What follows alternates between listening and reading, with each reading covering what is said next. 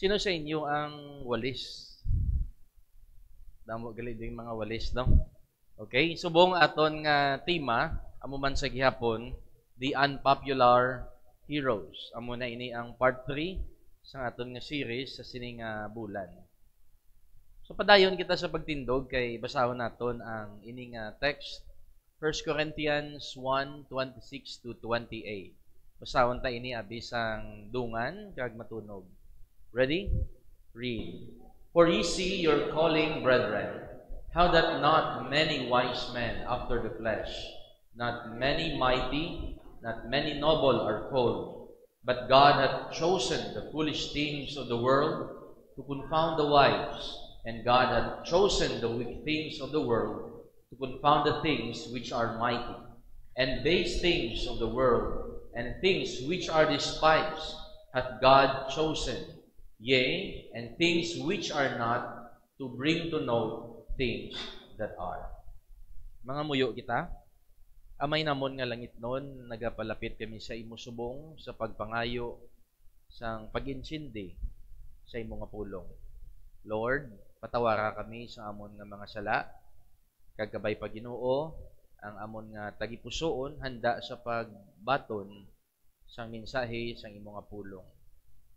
I pray, Father, that you will use me for your honor and for your glory sa pagpatpat sa imong nga pulong sa sining adlaw. And also, Lord, kabay pang maintindihan namon so that we may apply sa imong nga pulong sa amon nga kabuhi so that we may glorify your name. This all we pray in Christ's name. Amen. Magapong ko ang tanan palihog. Ang 1 Corinthians 1:26 nagahambal sa aton nga tanan kita nga naluwas gintawag kita sang aton nga Ginoo. We all have the calling of God, and siling sang pulong sa Ginoo ang pagpanawagan sang Dios sa aton, hindi bangod ya kay alam kita o kon may abilidad kita o kon kita ang sikat sa aton nga lugar. Hindi amo nang pagpanawag sang Dios sa aton. Siling ya, how that not many wise men after the flesh, not many mighty, not many noble are called. Hindi ang mga maalam kag mga makusog ang gintawag sang Ginoo. Pero ang Dios nagapili sa mga ginasikway sang kalibutan, kag amo na iyang gamiton niya sa iya nga kahimayaan. Ang title subong sang aton nga mensahe, The Unlikely Hero. The unlikely hero. When you say unlikely, inabilang daw hindi mapatihan nga siya pa ang gamiton sa Ginoo. Hindi mapatihan nga madaog siya. Hindi mapatihan or masaligan nga siya ini ang makahimo sang sini nga butang. So, the unlikely hero. Mayari kita diri nga definition. Ang unlikely nga word or unlikely hero is the one who defies expectations and overcomes adversity. Bali, wala iya bala na meet ang mga ekspektasyon sa mga tao. Kung baga bala, kung tulukon mo siya, hindi mapuno ang imo nga mata, dumahikay ikaw sa iya. But, overcomes adversity. Malampasan niya ang problema, despite not possessing the typical qualities or background associated with heroism. They might be perceived as ordinary, mga ordinaryo lang tawon, maluya, or even flawed. But they rise to the occasion and display heroic actions when faced with a challenge. So, why is God using the unlikely hero? Nga amo ini ang ginagamit sang Dios. Okay, makadto kita sa number 1 point naton. God gives a fair opportunity. Ang Dios nagagamit sa daw hilikayan kay gusto sang Dios magahatag sa tanan sang patas nga oportunidad makaalagad kita sa aton nga Ginoo. Kung ginagamit niya gani ang dohilikayan, mas magamit niya ang mga alam. Mas magamit niya ang mga makusog. Mas magamit niya ang mga healthy. Pero ang aton nga Ginoo nagalantaw gid ya sa aton nga availability. Hindi sa aton nga ability. Siling diri sa may 1 Corinthians 1 verse 26. Amo ning aton nga text. Nakita niyo ang pagpanawagan sang Dios sa inyo mga utod. Nga wala siya nagapili sa mga maalam o kon sa mga makusog o kon mga manggaranon. Kag wala ya ini ginatawag. In 2 Chronicles 16:9, the Bible says, "For the eyes of the Lord run to and fro throughout the whole earth." May imagine mo nga ang mata sang Ginoo gapakadto kari sa bilog kalibutan 24/7, 24 hours a day. Nagalibot na siya. Anong iya ginahimo? Nagapangita sang iya nga gamiton. Pero, according diri sa Bible, to show Himself strong in the behalf of them whose heart is perfect toward Him. Ang ginapangita sang Dios, hindi aton abilidad.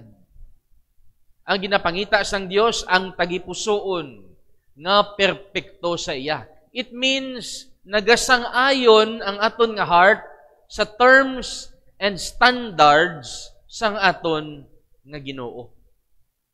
Karon kung magambal ang Ginoo, tanan to nga mga gwapo, amo lang tong gamiton ko. Di kami lang to karon ang gamiton sa Ginoo. Di ba?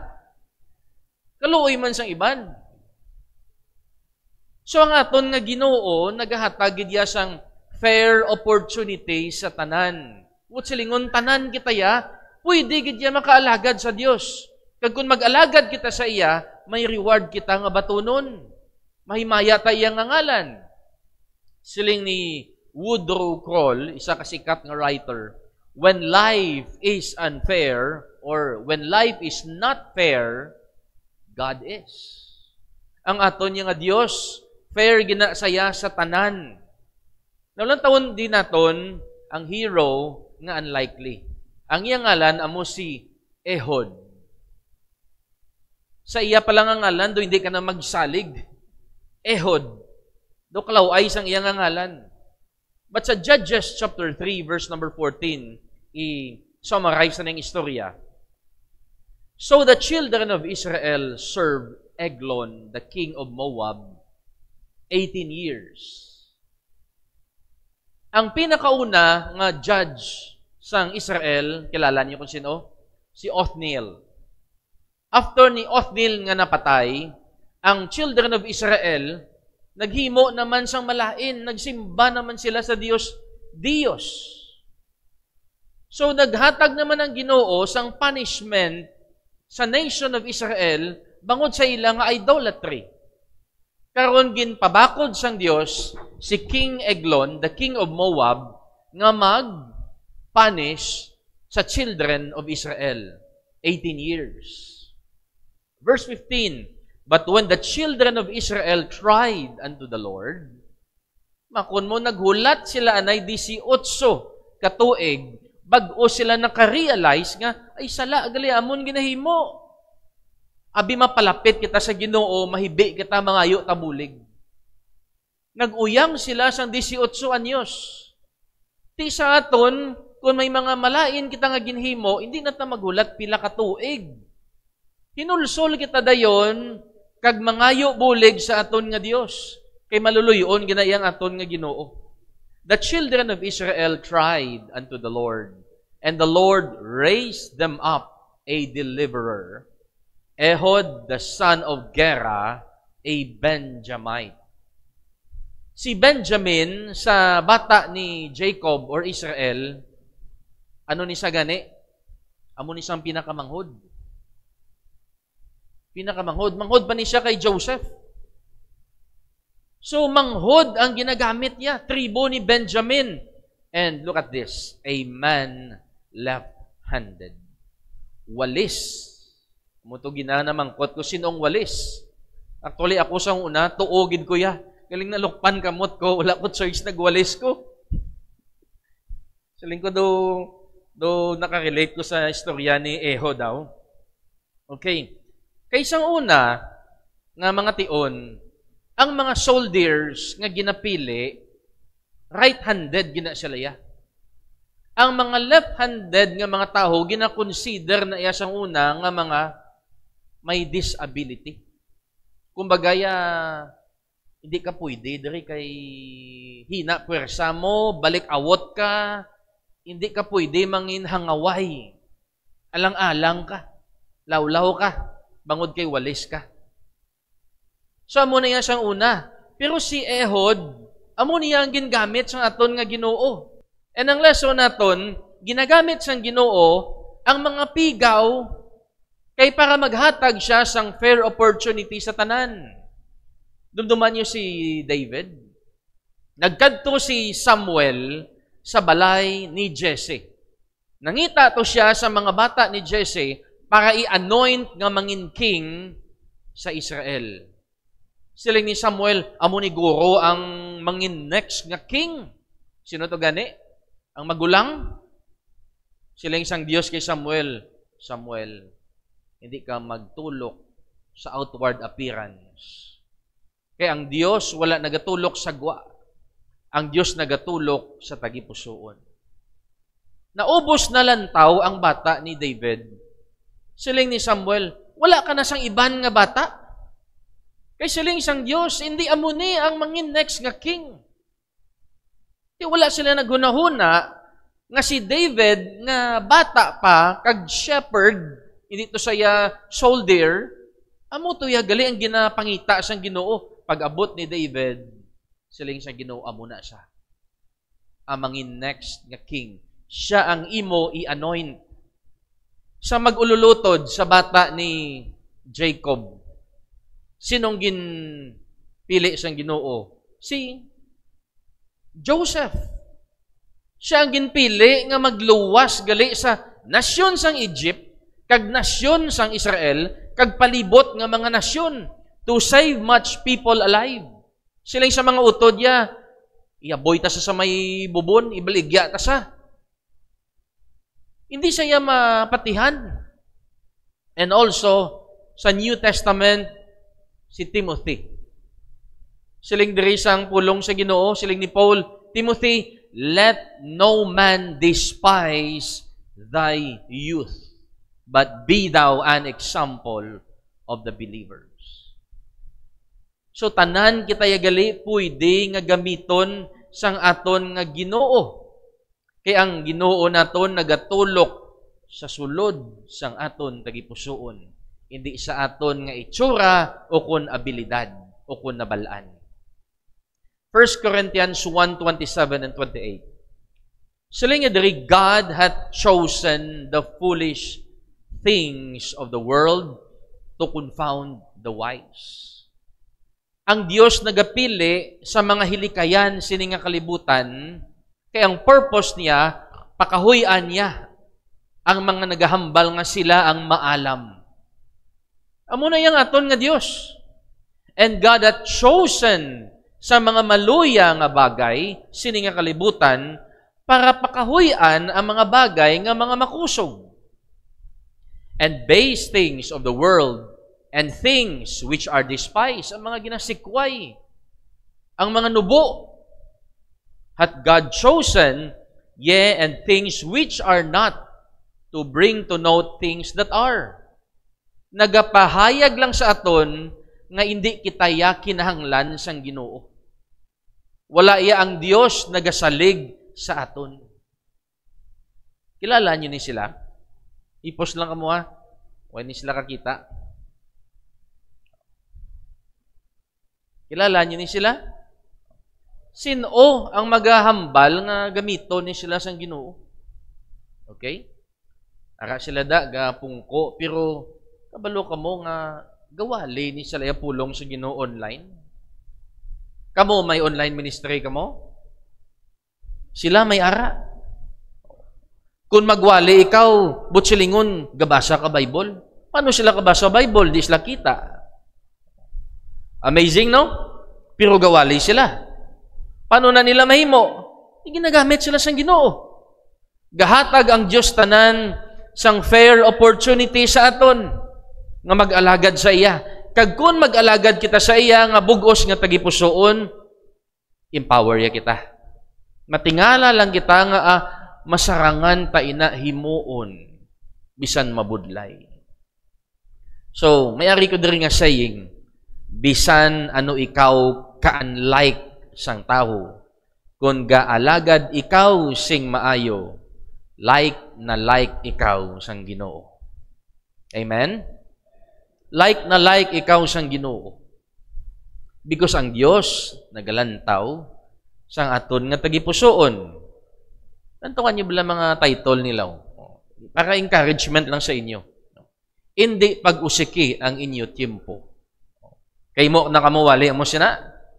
O ari pagid, saligi ang promesa sang Dios. Si Jesus ang akon kinahanglan. Talikdi na ang mga nagliligad. Grabe. Napanumdom nyo na ang mga title nga na. Ang maayong buhat, hindi makaluwas. Maluluyon ang Diyos. Wala gid gapabaya ang Ginoo. Ang Diyos ang nagahatag, pahanugot. Nagakalipay ang Diyos kung ikaw may pagtuo. Damo-damo ila ginuwali. Because, tsakto ilang heart. Ginagamit sila sang Ginoo. Kay ang Diyos nagahatag sang fair opportunity sa aton tanan. Siling ni Jesus sa Revelation 22 verse 12. And behold, I come quickly, and my reward is with me. Mabalik ako, kag dala ko ang reward, to give every man according as his work shall be. Kung ano to ang aton binuhatan, pagpangalagad sa Dios, amo man ina ang ihatag sang righteous judge sa aton. Ang aton nga Dios fair maghatag sa aton sang opportunity. Number 2 nga ang Dios nagagamit sa mga duhilikayan because God sees faith in adversity. Makita sang Dios ang pagtuo sa mga tion nga problemado kita, kag-ara kita nga nabudlayan. Dira na siya nagaulhot, dira na siya nag-rise ang faith sa mga tion nga hindi kita kasarang. Hebrews 11:6. Without faith, it is impossible to please Him. For he that cometh to God must believe that He is, and that He is a rewarder of them that diligently seek Him. Ini ba lang diligently seek Him? Hindi lang ni nga ginapangita mo ang Ginoo bangod kay tawhay kabuhi mo. May time ka nga mangita sa Ginoo bangod kay wala ka problema. Hindi mo sinang iabot sa lingon. Diligently seeking God, it means bisan may problema ka, bisan do hindi ka kasarang, sige gyapon pangita mo sa Ginoo. Sige gyapon pangita mo sang kabubuton sang aton nga Dios. Sige gyapon palapit mo sa iya. Diri ini gaka amaze, kag diri ini gaka lipay ang aton Ginoo sa aton nga faith. Just like Ehud in Judges chapter 3 verse 15, but when the children of Israel cried unto the Lord raised them up a deliverer, Ehud the son of Gera, a Benjamite, a man left-handed. Kag siling diri, and by him, kag sa sini nga taho nga walis, the children of Israel sent a present unto Eglon, the king of Moab. Nakahimo sang pamaagi nga masolusyonan ang problema sang Israel. And by him, siling sang pulong sa Ginoo. Anong natabo diri? Verse 16, but Ehud made him a dagger. Ang mga ulipon, children of Israel, gahatag na sila sang offering sa king of Moab. Sa rason nga gusto nila magpasipsip. Okay? Kaya kung maghatag sila offering, ang king of Moab, hindi na mangin mapintas sa ila, hindi sila pabudlayan. So may magpasipsip, may araman nga sila ya mismo, himo sang personal nga relasyon sa hari. So amo ni ang nadumduman ni Ehud, matag kita offering sa king of Moab. Pero, si Ehud naghimo saya sang dagger, espada. Hindi para i-offer, verse 16, which had 2 edges, double blade, of a cubit length. Ang meaning sang cubit, doon mo ni siya kalaba. Amo ni kalaba, nga dagger, double blade, and he did gird it under his raiment, upon his right thigh. Gintago, ya ini sa tuon niya nga paa. Amot, paano yun gintago? And he brought the present unto Eglon, king of Moab, and Eglon was a very fat man. When you say a very fat man, hindi lang na tambok, kundi tambok gina. Siyempre, kung nahari ka na, kaon lang obra mo, relax lang obra mo, hindi na ni saya warrior. So, mo ni nagtambok-tambok sa siguro. And when he had made an end to offer the present, natingalahan ko, nga nakapalapit siya sa king of Moab, nga wala madakpan ng iyang dagger. Oh, siguro, ang mga soldiers nga nag-aarikisa, kita nila si Ehud, awalis ni, lawlaw ni mag-away, hindi ni siya okay. Sudla niya, sudla. Wala sila naglantaw nga amo to gali ang makatumba sa ilang hari. He sent away the people that bear the present. Kag gining makita ko kay Ehud, wala man siya nanugid sa iyang mga upod, sang iyang plano.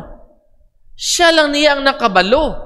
Ginpapuli iya ang iyang mga upod after nila offer, and then, siling diri sa may verse 19, but he himself turned again from the quarries that were by Gilgal, and said, I have a secret errand unto thee, O king.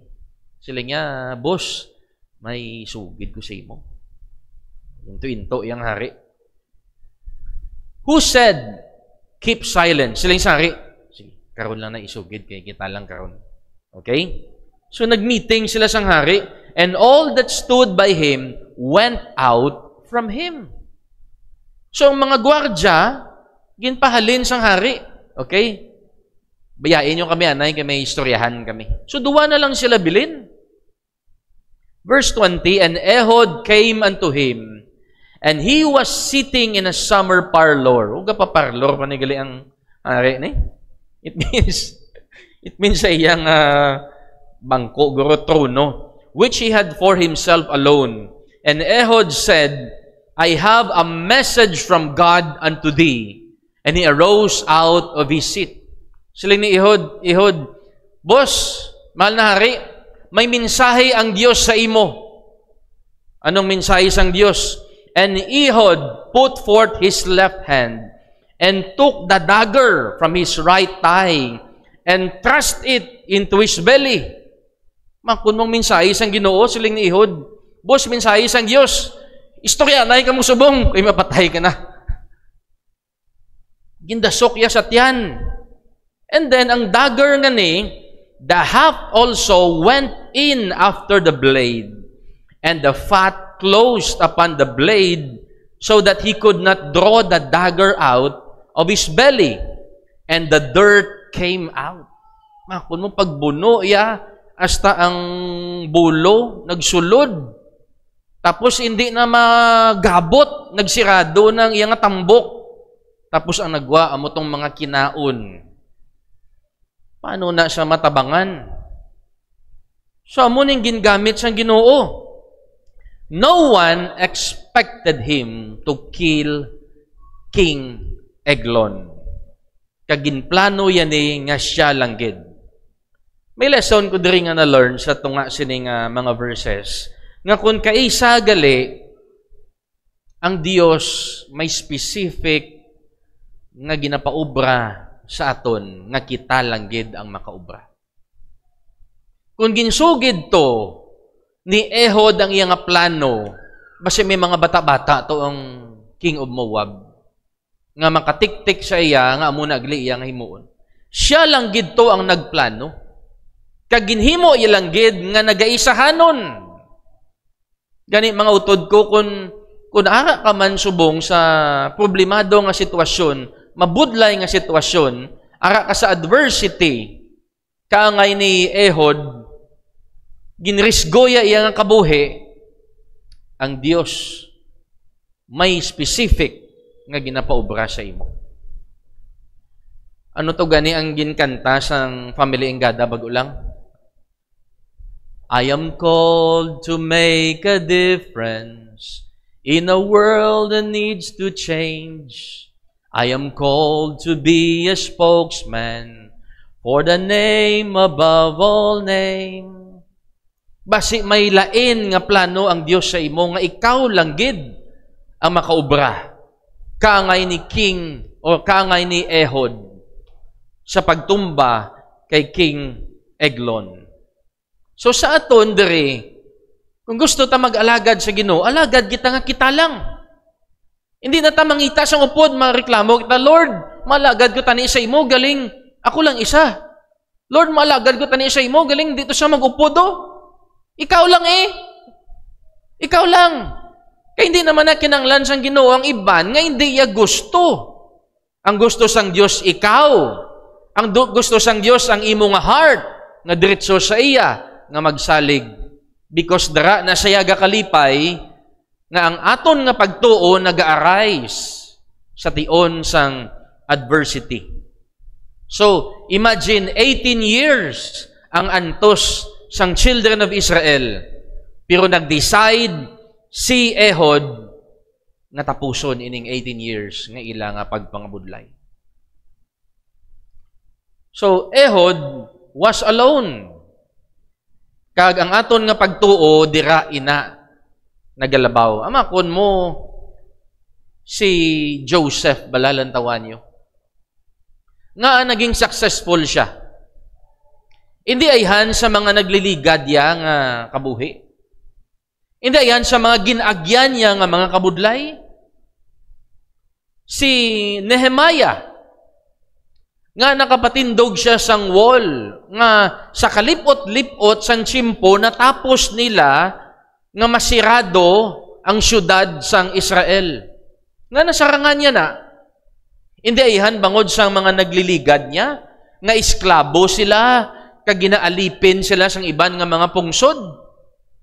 Nga si David, dalambot yang nga mangin king sang Israel. Hindi ayhan sa mga kabudlayan nga naagyan niya sa kabuhi. Ma-realize ko bala nga daw halos sa mga tao nga nag-agi sa mga mabudlay-budlay nga mga tinion sa ila kabuhi, amo to sila ya ang nagauswag. Amo to sila ya ang nangin successful sa ilang kabuhi. Manotice mo ang mga taho nga nagmuklat sa katawhayan, amo to yung mga bingit, amo to yung mga talawit, amo to yung mga quitter. Mag-abot ang problema, malagyo. Ang problema nga na, siya man na naghimo, pero lagyuhan niya. Because wala sa sang inagyan nga kabudlayan. Mayara nga saying nga ma-measure mo ang tao, hindi sa mga nabalaan niya, kundi sa mga problema nga nasulbar niya. Mga problema nga na-overcome niya sa kabuhi. In 1 Peter 5:10, the Bible says, "The God of all grace, who hath called us unto His eternal glory by Christ Jesus," He said, "after that He have suffered a while." Pagkatapos naton nga nag-antos sang malipot, anong matabo? Himuon niya ka nga perfect, means complete, establish, strengthen, settle you. So, hindi kita magkahadlok, mag-agi sa kabudlayan. Kaya ang kabudlayan nga na, amo na siyang ma-purify sa aton nga karakter, nga sa sunod nga mga pagtilaw, masarangan tanaman at ubangon, kaglampasan. Nanamian ko sa sini nga saying, don't cheat the process so you don't get cheated by the results. Hindi mo pagdayaon ang proseso para mag-abot ang resulta, hindi yaman ikaw pagdayaan. Imagine na lang si Ma'am Donna, nagkuha board exam, nagdinaya siya. Wala sabi nagtuon. Sila nga, may tupad man ko ito nga maalam, mamangkot ang tato siya. Pag-abot siyang result, failure siya, at igindayaan man siya sa result, kaya nang daya siya. So, mo man sa aton, hindi ta pag-skip, paglaktawan ang proseso, nga gaagi kita sa mabudlay. Gaagi kita sa pigado. Para hindi man kita pagdayaon pilakadlaw sang resulta nga mag-aabot sa kabuhi. Si Jesus nagsiling, Mark 9:23, ang bisan sino nga tao nga magsunod sa akon, maagigid sa kabudlay. Sila niya, let him deny himself, take up his cross daily, and follow me. Sa inyo pamatsyag, hindi ni mabudlay?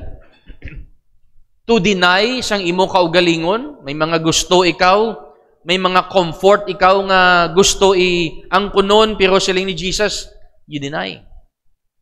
And then, take up cross. Hakwaton mo ang cross mo.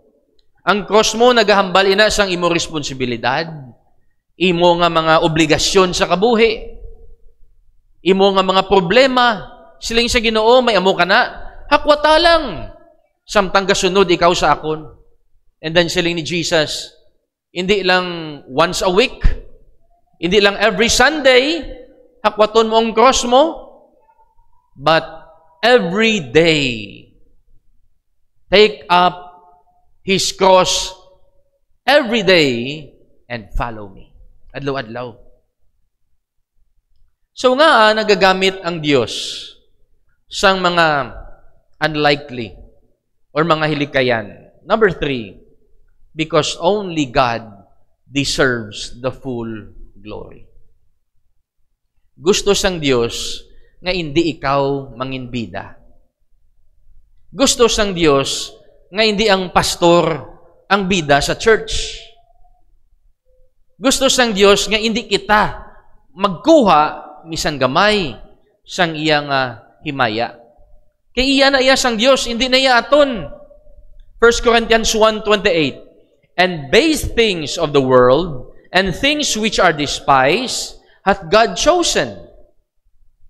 Yea, and things which are not, to bring to note things that are. Verse 29, that no flesh should glory in His presence. Silang isang Bible, para wala singbisan isa nga tawo makapadayaw sa tubangan sang Ginoo. Verse 31, that according as it is written, he that glorieth, let him glory in the Lord. Kung magpadayaw ginman siya, ang iya ipadayaw, wala siyang iba ng Ginoo. Siya ang dapat nga dayawon, hindi kita. So ang natabo digto in Judges chapter 3 verse 29. Sang napatay ni Ehud, si King Eglon, nagpalagyo siya. And then nagblow siya sang trumpet, kag ang mga children of Israel nagupod sa iya, kag nagsulong sila sa army sang Moabites or sang Moab. Verse 29, and they slew of Moab at that time about 10,000 men, and lusty, and all men of valor, and there escaped not a man. Makon mo, ang pagplano ni Ehud, pulido, smooth-smooth. Ang ginpamatay nila, mga rangkuhan, kag mga men of valor, mga masalaligan, nga mga soldiers, kag wala gid sang may nakaluwas sa ila pag-atake. So Moab was subdued that day under the hand of Israel. And the land had rest 80 years. Pilang 80 years? Balaan nyo kung pilang 80 years? Kung ang 80, 20, pilang 80? 80 years. Makun mo. Bangod kay Ehud, nakapahuway ang Israel 80 anyos. Biglawig ila pahuway, wala sila gin eksklabo, wala sila gin conquer, freedom ang ara sa ilang lugar. Bangod kay gindala ini ni Ehud. Sino ang dayawon? Si Ehud? No. Masiling si Ehud. Ano man lang tong ginhimo ko, hindi ko gani kasigurado nga maging successful tong akon nga ginhimo. Kung pamangkuton mo bi ang bata, ato balang bata nga nagdala sang 5 ka tinapay kag 2 ka isda, mambal ka, tuto ikaw to gali ang bata. Bugabi no, sagad-sagad sa imo, mambal ang bata. Ano gito yang ginbulig ko man? Si mama malang to naghatag sa akon sang pagkaon, gin-share ko malang to. Kung mangkuton mo si Peter sa may templo, ginpatindog yatong lupog mo. Pag tindog siyang lupog, lukso-lukso ang lupog. Ang balon ta si Peter, ikaw gito ang nagbida. Ang bali Peter, hindi ko to ya. Remember, ano ginambal ni Peter? In the name of the Lord Jesus, rise up and walk. Kung wala to sa ngalan ni Jesus, hindi to makatindog ang lupog. Si Lazarus, mambal ta kay, Lazarus, grabe, gid imo gahom, ginbuhi mo imo kagulingon. Siling ni Lazarus, gadunot na to akon nga mga unod. Way gigo to ya, lipong gigo to ya, way gigo to animo. Si Jesus to yung nagtawag sa akon. Siya to ang resurrection and the life. Di madayaw tang aton kaugalingon. Kung hindi siya Ginoo, way gid kita. Sang nagpasalamat si Ma'am Donna diri, ano bala ginambalya? Batian niyo to sa nagligad. Ambalya? Nakapasar ko sa board exam kay alam ko. Grabe, alam ko kasi lubra, alam ko. Si Taanji, nagpasalamat, ano to ginambalya? Ang bata ko ni, nagmana ni sa ako, na alam. Amo na ginambalya. Puro malang to hibi, kay ti. Wala kami isang inog pabalon, wala kami inog bayad tuition, may mga utang pa kami. Salamat kay angkol nila Idong, kay angkol nila Jimmy, kay angkol nila Jury, nga nagabulig, adlaw-adlaw. Salamat sa Ginoo. Di kunding Ginoo, ginadayaw ta. Sang sa i-claim naton ang glory, bao basi dugay-dugay uludan na lang kita kangay ni King Herod. Di bala? Kung dayawon taton kaugalingon kay alam kita, kung alam-alam gid man ta, tani gaalagad na ta sa Ginoo. Nantawa si John the Baptist. Pagkita iya kay Jesus, sila niya, He must increase, but I must decrease. Si Jesus siya ang dayawon. Ako ya, amat-amat na kuya exit. Tidugay-dugay patay siya. Pero may mga pastor nga nagambal nga si Jesus baptisto. Kay si John the Baptist ang nagbaptize sa iya. Now kung si Jesus Baptist kay ang bida si John the Baptist kay siya ang nagbaptize kay Jesus, it means membro ya si Jesus. Di ba? So, kinanglan ni Jesus maghatag tithes kay John the Baptist. Kay pastorya si John the Baptist, di ba? Amo nang problema sa mga madamong at church subong. Kay feeling sang pastor, siya ang superior sa tanan. Once nga ginbaptize siya ang upod niya sa church, mambala sa, okay, membro ko kamo ha? Okay, ang tithes niyo, ang offering ninyo, tapos respetuhon niyo ko, kada birthday ko, gaan niyo ko shinmel. Okay, commitment ka mo, commitment, amo na eh. Di ang pastor gali ang bida. Tapos kung kita itong upod niya sa church, nagsimba sa piyak, lain buot niya kay nagsaylo to. Matsyag nila ang ministry, iya, o kung siyang tagiya. Kadamo sa mga alagad siyang Ginoo actually nga amo na Lord over God's heritage. Feeling nila sila ang boss. Bossing sila. Ako ding big time. Silang masunod. No, tanan-tanan kita sa ginharian sang Dios, wala sang taas sa aton. Tanan-tanan kita servant sang aton nga Ginoo. Kaya kung sinong pinakanubo sa ginharian sang Dios, siya ina ang greatest in the kingdom of God, siling sang pulong sa Ginoo. So, we should realize nga wala kita ipabugal sa Dios.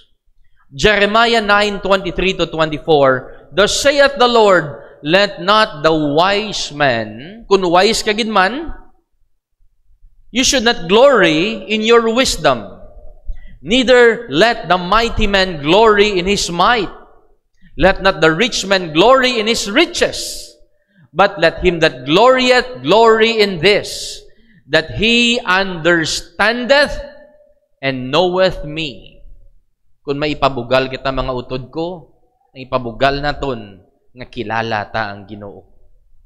That I am the Lord, which exercise loving kindness, judgment, righteousness in the earth, for in these things I delight, saith the Lord. Ang iyan ibut silingon, kung maipadayaw lang kita, kag isugid kita, wala sang iban nga, isugid ta nga, bangod sa kaluoy sang Dios sa akon.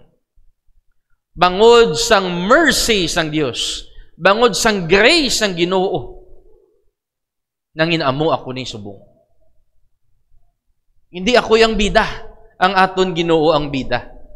Kung ma-realize naton nga ano gid sa tubangan sa Ginoo, wala kita siyang ipabugal sa iya. Ephesians 2:8 and 9. For by grace are ye saved through faith, that not of yourselves, it is the gift of God. Inang kaluwasan nga na, hindi na aton regalo, ina sang Dios sa aton. Kung hindi pa naluoy ang Dios sa aton, hindi ta makaangkon. And then he said, verse 9, not of works. Hindi man sa aton nga pagpangalagad, hindi man sa aton nga binuhatan, kay base ang tawo magpabugal. Ano gid bala ang atraso ta sa aton Ginoo? Ang atraso ta sa aton Dios, may sala kita. That is why siling sang 1 John 1:9, if we confess. So paano kita kapabugal? In the first place, makasasala kita sa tubangan sang Dios. Ang aton ganimuon, akuon taton nga sala. If we confess, the word confess means to say the same thing. Ga-conform ikaw sa ginahambal sang Dios sa imo. Siling sang Dios, ikaw, may sala ka. Kung naga-confess kita, we say, yes, Lord, may sala ako. And if we confess our sins, anong matabo? He is faithful and just to forgive us our sins. Ara dayon ang pagpatawad. Pero ginahulat sang Dios ang confession, ang repentance, and to cleanse us from all unrighteousness. And ang aton nga Ginoo, hindi na saya gusto nga bisan isa magkadto sa impyerno. Kundi ang tanan, makaangkon sang kaluwasan, paagi sa paghinulsol. Kung wala sang paghinulsol, paano kita patawaron? Hindi kita mapatawad. So kung naginulsol kita, patawaron kita sang Ginoo. And then he said, Romans 6:23, the gift of God is eternal life. Ari naman ang gift. Wala mo nigin bakal, wala mo nigin pangabudlayan. It is a gift. Halin sa Dios, siya ini nangabudlay, ihatag sa aton sang libre. Kung nag-confess kita, nag-repent kita, kag nagtuo kita sa iyang ngalan, Jesus, God my Savior, Christ, the only one, and Lord means the Master.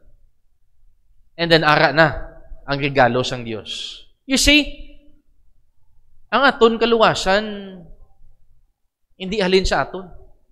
That is why wala kita sang inog pabugal sa aton Ginoo, kag wala kita sang kuhaon nga glory sa aton nga Dios. Pagi sa iya nga regalo, i-declare niya nga bata ya kita, kag may kabuhi kita nga wala sing katapusan. So to wrap up sa aton nga mensahe, why is God using the unlikely hero? Number one, because God gives a fair opportunity sa aton tanan. Gusto mo bala nga gamiton ka sang Ginoo? Pwede. Kayo halang imo tagipusoon bala. Ikadua, God sees faith in adversity. Sa mga tion nga nabudlayan kita, kag daw hindi kita kabalo, because ang aton nga mga disabilities, dira nalipay ang Dios maglantaw sa aton. And then number 3, because God or only God deserves the full glory. Mag-end ako sa ginahambal ni Jesus. Sa may Luke 17, verse number 10. Siling ni Jesus, so likewise. Siling niya, amuman sa inyo, when ye shall have done all those things which are commanded you. Kung nahimo tana ang mga ginmando sa aton, sang aton nga agalon, say, we are unprofitable servants. We have done that which was our duty to do. Di kita nga pabugal. Ang aton lang gid ang balon, mga sulugoon lang gid kami, nga ginluwas sang bugay sang Dios. Ginhimo lang namon ang amon nga trabaho.